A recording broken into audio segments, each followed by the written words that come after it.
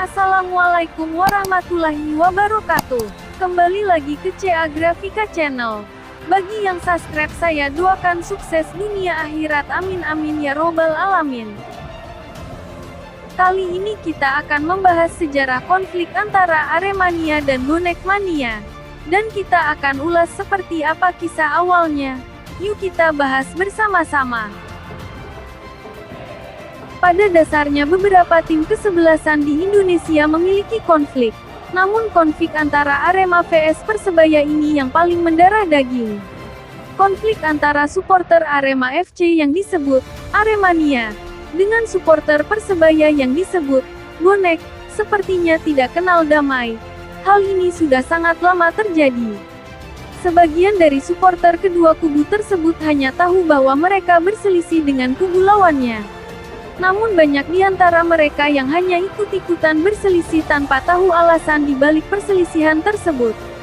Berikut beberapa peristiwa yang diduga menjadi penyebab konflik antara supporter Arema vs Persebaya. Yang pertama yaitu konflik di Stadion Tambak Sari. Tawuran Tambak Sari terjadi pada tahun 1990, tepatnya pada tanggal 23 Januari. Ketika itu di Tambak Sari sedang mengadakan konser Kantata Takwa. Sebagian besar dihadiri oleh Aremania dan Bonek Mania. Di bagian depan panggung dikuasai Aremania sedangkan Bonek di belakang.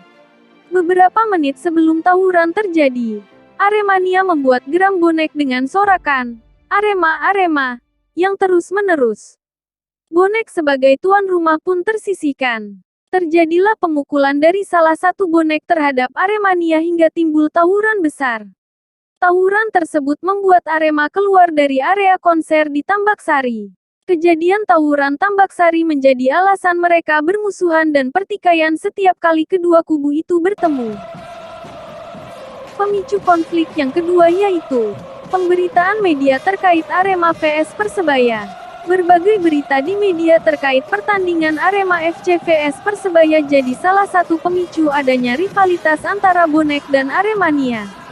Seperti contoh sebuah media memberitakan terjadinya perilaku kasar pemain Arema terhadap pemain Persebaya. Hal ini membuat kedua kubu tersebut panas. Kedua supporter tersebut memiliki sifat ingin balas dendam dan memperburuk keadaan. Balas dendam tersebut dilakukan untuk perlakuan pemain di lapangan yang diluapkan pada supporter lawan. Perilaku balas dendam itu terkadang menjadi sebuah tawuran besar antar pendukung yang sewajarnya tidak terjadi.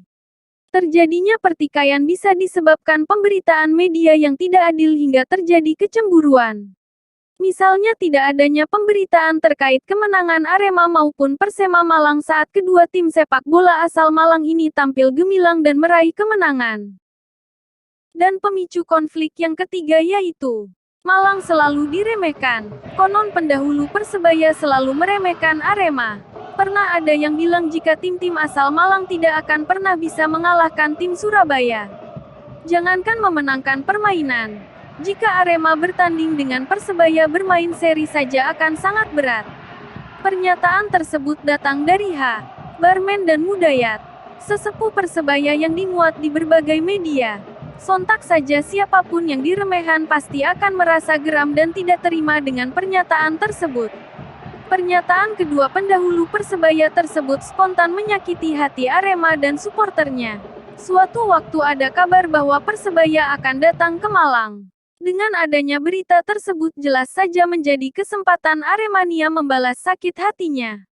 Aremania membuat spanduk yang berisi tulisan, "Kalahkan Persebaya." Bungkam mulut besar Barmen dan Mudayat. Ketika itu Aremania mencegat Persebaya namun terhalang oleh polisi. Tak ayal. Karena aksinya dicegat oleh polisi, Aremania merusak dan melempari batu mobil yang memiliki plat L. Perselisihan tersebut terus berlanjut hingga saat ini hingga mendarah daging. Itulah sejarah awal mula rivalitas Arema vs Persebaya. Arema berkali-kali ganti nama sesuai pemiliknya. Sementara Persebaya beberapa kali tergusur dari markasnya. Namun permusuhan supporter keduanya terus berlanjut.